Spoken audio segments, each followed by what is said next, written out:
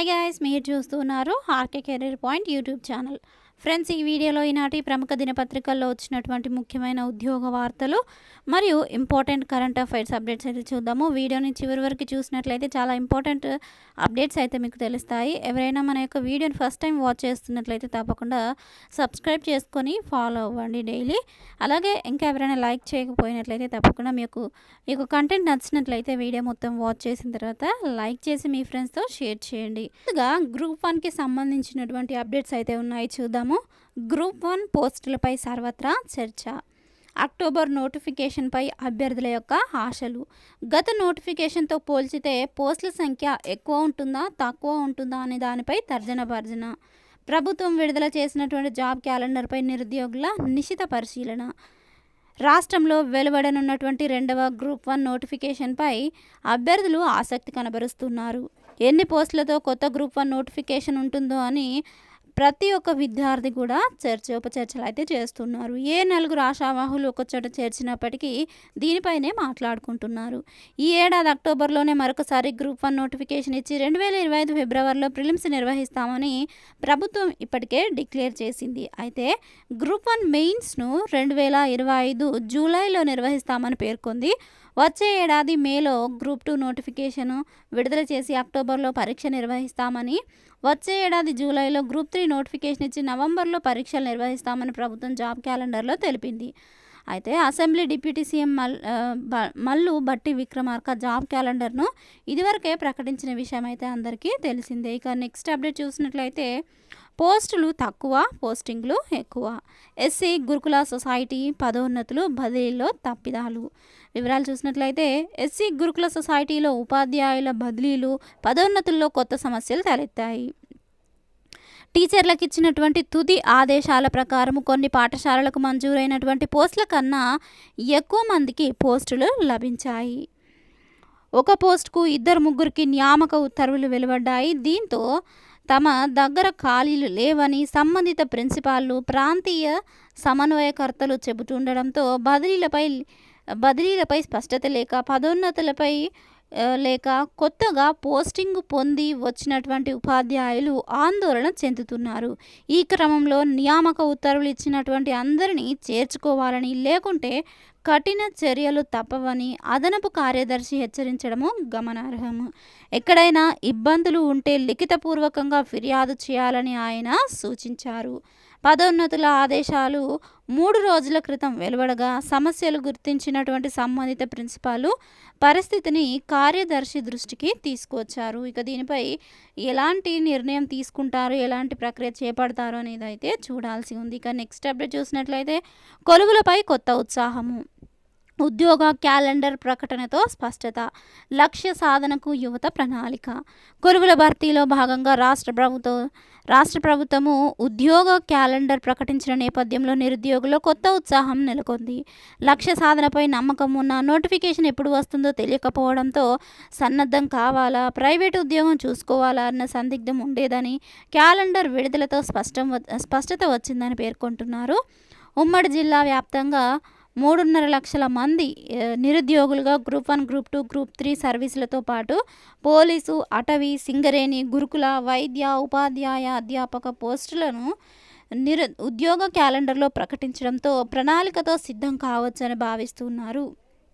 ఇక్కడ అన్ని జిల్లాలకు సంబంధించి ఇదే పరిస్థితి అయితే నెలకొంది. ఇక నెక్స్ట్ అప్డేట్ చూసినట్లయితే జాబ్ లేదు, క్యాలెండర్ లేదు, నిరుద్యోగులపై పోలీసుల నియంతృత్వము. బీఆర్ఎస్ నేత ఏనుగుల రాకేష్ రెడ్డి ఫైర్. వివరాలు చూద్దాము. కాంగ్రెస్ ప్రభుత్వం ప్రకటించినటువంటి జాబ్ క్యాలెండర్లో జాబ్ లేదు, క్యాలెండర్ కూడా లేదని బీఆర్ఎస్ నేత ఏనుగుల రాకేష్ రెడ్డి ఎద్దేవా చేశారు. ఆదివారం తెలంగాణ భవన్లో మీడియాతో మాట్లాడుతూ నిరుద్యోగ యువత వల్లే కాంగ్రెస్ గెలిచిందని, ఇప్పుడు వారిపైనే కేసులు పెడుతుందని మండిపడ్డారు. ఉద్యోగాల సంఖ్య, నోటిఫికేషన్ తేదీలు స్పష్టంగా ఉంటేనే జాబ్ క్యాలెండర్ అవుతుందని, జాబ్ క్యాలెండర్పై తన మిత్రపక్షము డిఎంకేను చూసైనా కాంగ్రెస్ నేర్చుకోవాలని చురకంటించారు. ఇక నెక్స్ట్ అప్డేట్ చూసినట్లయితే ఉద్యోగ ఖాళీల వివరాలు లేని జాబ్ క్యాలెండరు ఎందుకు అంటూ పలువురు అభ్యర్థులైతే వాళ్ళ యొక్క ఒపీనియన్ వ్యక్తం చేస్తున్నట్లుగా చూడవచ్చు. వివరాలు చూద్దాము. రాష్ట్ర ప్రభుత్వం ఇటీవల విడుదల చేసినటువంటి జాబ్ క్యాలెండర్‌లో ఉద్యోగ ఖాళీల వివరాలే లేవని, జాబ్లెస్ క్యాలెండర్‌ను విడుదల చేసి సీఎం, మంత్రులు గొప్పలకు పోతున్నారని తెలంగాణ ఉద్యోగుల సంక్షేమ సంఘం జిల్లా ప్రధాన కార్యదర్శి మహమ్మద్ ఇషాక్ ఆరోపించారు. ఇక నెక్స్ట్ ఈ రోజుకి సంబంధించిన ముఖ్యమైనటువంటి కరెంట్ అఫైర్స్ అప్డేట్స్ చూద్దాము. ఎగుమతుల్లోనూ తెలంగాణ టాప్. రాష్ట్ర ఉత్పత్తుల్లో 28% అమెరికాకే. జర్మనీ, రష్యాకు కూడా ఎగుమతులు. ఎక్స్పోర్ట్స్లో ఔషధాలకే అగ్రస్థానము. ఫార్మా ఉత్పత్తుల వాటా 32%. ఔషధ రంగానికి బీఆర్ఎస్ పెద్దపీట. సేవల రంగంలోనూ దేశం సగటు కంటే అధికము. ఆర్థిక సర్వేలో ఈ వివరాలు వెల్లడి. రాష్ట్రం నుంచి ఎగుమతులు చేసినటువంటి టాప్ 5 జిల్లాలు రంగారెడ్డి 34,249 అంటే 29%, మేడ్చల్ మల్కాజ్గిరి 22%, సంగారెడ్డి 19%, హైదరాబాద్ 17%, నల్గొండ 3%తో టాప్ 5లో ఉన్నటువంటి డిస్ట్రిక్ట్స్ అండి. ఇవి గుర్తుంచుకోవాల్సి ఉంటుంది. ఎగ్జామ్స్లో మనకి ఎకానమీ సబ్జెక్ట్లో భాగంగా అడిగే అవకాశం ఉంటుంది. దీనికి సంబంధించినటువంటి మరిన్ని డీటెయిల్స్ మీరు పీడిఎఫ్లో చదువుకోండి. కావాలనుకున్న వారికి డిస్క్రిప్షన్లో పీడిఎఫ్ లింక్ ఉంటుంది. ఇక సేవల రంగంలో వృద్ధి రేటు చూసినట్లయితే కనుక తెలంగాణ వచ్చేసి 7,68,384 2022-23 ఆర్థిక సంవత్సరానికి గాను. ఇక 2023-24 సంవత్సరానికి గాను చూసినట్లయితే 8,80,569 వృద్ధి రేటు అంటే 14.6%. ఇక భారత్ అంటే ఓల్ కంట్రీ మొత్తం చూసుకున్నట్లయితే కనుక 1,46,35,339 2023-24 ఆర్థిక సంవత్సరానికి గాను. అంటే దేశంది 9.5% వృద్ధి రేటు ఉంటే తెలంగాణది వచ్చేసి 14.6% వృద్ధి రేటుగా ఇక్కడ నివేదిక పేర్కొంది.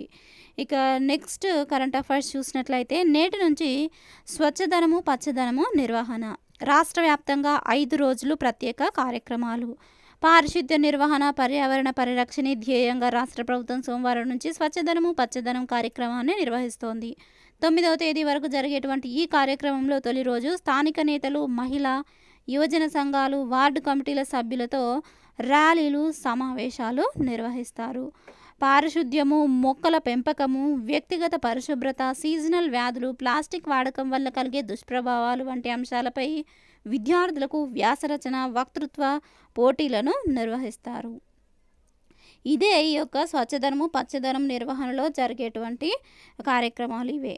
ఇక నెక్స్ట్ కరెంట్ అఫైర్స్ చూసినట్లయితే 3Dలో వేటాడే 8 కళ్ళ సాలీడు.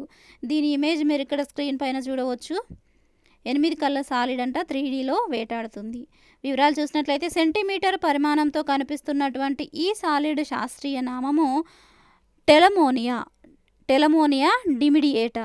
వేటలో దూకుడు ప్రదర్శించేటువంటి ఈ బుల్లి సాలీడుకు 8 కళ్ళు ఉంటాయి. 2 కళ్ళు పెద్దవి కాగా మిగతావి చిన్నవి. ప్రధానంగా కనిపించేటువంటి పెద్ద కళ్ళు త్రిమితీయ దృష్టిని కలిగి ఉండడంతో ఈ సాలీళ్ళు 3Dలో చూడగలవు. రాత్రిపూట తాత్కాలికంగా గూళ్ళను నిర్మించి అందులో ఇరుక్కుపోయిన కీటకాలను తింటాయి. తెల్లారిన తర్వాత తమ గూళ్ళను సైతము ఇవి ఆరగిస్తాయని మహబూబ్ నగర్లోని ఎంవీఎస్ ప్రభుత్వ అటానమస్ కళాశాల జంతుశాస్త్ర విభాగం ప్రొఫెసర్ డాక్టర్ బక్షి రవీందర్ తెలిపారు. ఇక నెక్స్ట్ కరెంట్ అఫైర్స్ చూసినట్లయితే సినీ చరిత్రలోనే మైలురాయి బలగము. 69వ శోభా ఫిల్మ్ ఫేర్ అవార్డ్స్ సౌత్ 2024 విజేతల్లో 2024 విజేతల్లో బలగము ఉత్తమ చిత్రంగా ఎంపికయి అవార్డుకు పొందుకుంది. ఇక వివరాలు చూసినట్లయితే సినీ చరిత్రలోనే బలగం సినిమా మైలురాయిగా నిలిచి 3 ఫిల్మ్ఫేర్ అవార్డులను గెలుచుకోవడం పట్ల బీఆర్ఎస్ వర్కింగ్ ప్రెసిడెంట్ కె తారక రామారావు హర్షం వ్యక్తం చేశారు. బలగం సినిమాకు ఉత్తమ చిత్రము, ఉత్తమ దర్శకుడు, ఉత్తమ సహాయ నటి అవార్డులు లభించిన నేపథ్యంలో ఈ సినిమా డైరెక్టర్ వేణు ఎల్దంటితో పాటు సినీ యూనిట్కు అభినందనలు తెలియజేశారు. ఇక్కడ ఈ అవార్డ్స్కి సంబంధించినటువంటి మరిన్ని డీటెయిల్స్ కనుక చూసినట్లయితే 69వ Sobha Filmfare awards south 2024 Telugu విజేతల్లోని డీటెయిల్స్ కొన్ని చూద్దాము. ఉత్తమ చిత్రము బలగము, ఉత్తమ నటుడు నాని, ఉత్తమ నటి కీర్తి సురేష్, ఉత్తమ దర్శకుడు వేణు ఎల్దండి, ఉత్తమ పరిచయ దర్శకుడు శ్రీకాంత్ ఓదెల, ఉత్తమ చిత్రము బేబీ, ఉత్తమ నటుడు నవీన్ పోలిశెట్టి, అలాగే ప్రకాష్ రాజ్. నెక్స్ట్ ఉత్తమ సహాయ నటుడుకు చూసినట్లయితే రవితేజ, బ్రహ్మానందము, ఉత్తమ సహాయ నటి రూపలక్ష్మి బలగం సినిమాలోది. నెక్స్ట్ ఉత్తమ గాయకుడు శ్రీరామచంద్ర బేబీ సినిమాలోని ఓ రెండు ప్రేమ మేఘాలు ఇలానే సాంగ్కి గాను ఈ యొక్క ఉత్తమ గాయకుడు అవార్డు వచ్చింది. నెక్స్ట్ ఉత్తమ గాయని శ్వేతా మోహన్, నెక్స్ట్ ఉత్తమ గేయ రచయిత అనంత శ్రీరాము. ఇక దీనికి సంబంధించి మరిన్ని వివరాలు పీడిఎఫ్లో చదువుకోండి. ఇక నెక్స్ట్ కరెంట్ అఫైర్స్ చూసినట్లయితే 2050 తర్వాత ఎప్పుడైనా ప్రపంచము అంతము, వాతావరణ మార్పులే కారణము. వాతావరణ మార్పుల వల్ల ప్రపంచము అంతమయ్యే పరిస్థితులు ఎంతో దూరంలో లేవని పరిశోధకులు హెచ్చరించారు.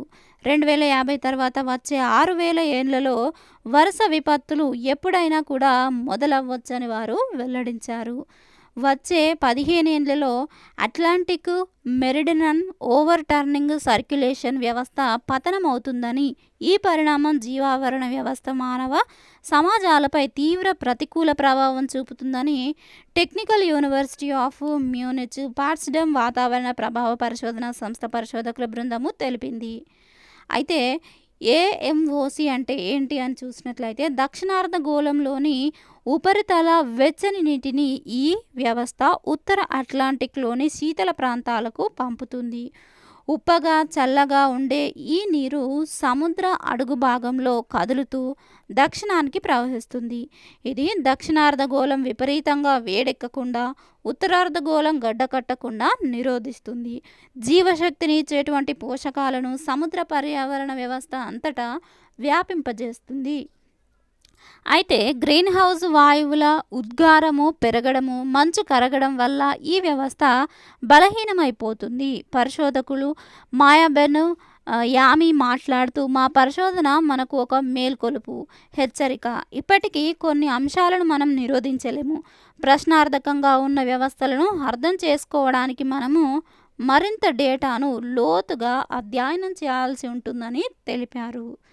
ఇక నెక్స్ట్ కరెంట్ అఫైర్స్ ఈ వీక్లోకి సంబంధించినటువంటి ఇంపార్టెంట్ కరెంట్ అఫైర్స్ అయితే ఒకసారి రివిజన్ చేద్దాము. అంతర్జాతీయ అంతరిక్ష కేంద్రానికి చేపట్టబోయే యాత్ర కోసము ప్రధాన వ్యోమగామిగా గ్రూప్ కెప్టెన్ శుభాంశు శుక్లాను ఎంపిక చేసినట్లు భారత అంతరిక్ష పరిశోధన సంస్థ ఆగస్టు 2న ప్రకటించింది. అనూహ్య పరిణామాల్లో ఆయన యాత్ర చేపట్టలేకుంటే ప్రత్యామ్నాయ ఏర్పాటు క్రింద గ్రూప్ కెప్టెన్ ప్రశాంత్ బాలకృష్ణన్ నాయర్ను ఎంపిక చేసింది. ఈ మిషన్ను అమెరికాతో సంయుక్తంగా నిర్వహిస్తున్నారు. ఆ దేశ అంతరిక్ష సంస్థ నాసా గుర్తింపు ఉన్నటువంటి సర్వీసు ప్రొవైడర్ యాక్సియం సంస్థ సూచనల మేరకు ఇస్రో ఈ ఎంపిక చేపట్టింది.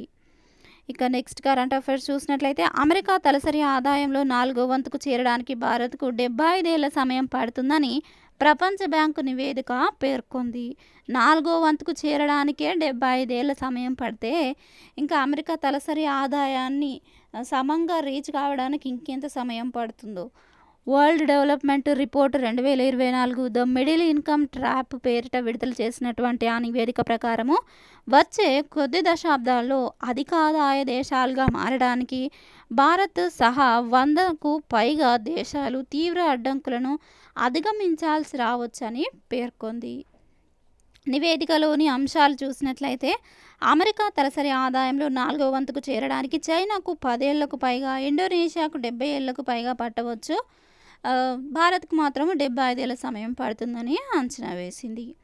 ఇక నెక్స్ట్ ఈశాన్య రాష్ట్రమైనటువంటి మేఘాలయలో శిస్తురా సోనారెంగెన్సిస్ అనేటువంటి సరికొత్త చేప జాతిని శాస్త్రవేత్తలు గుర్తించారు. బంగ్లాదేశ్తో సరిహద్దుల్లోని దక్షిణ గారో హిల్స్ జిల్లాలో సోనారెంగా నకమా జియాబోల్ గుహల్లో దాన్ని కనుగొన్నట్లుగా వెల్లడించారు.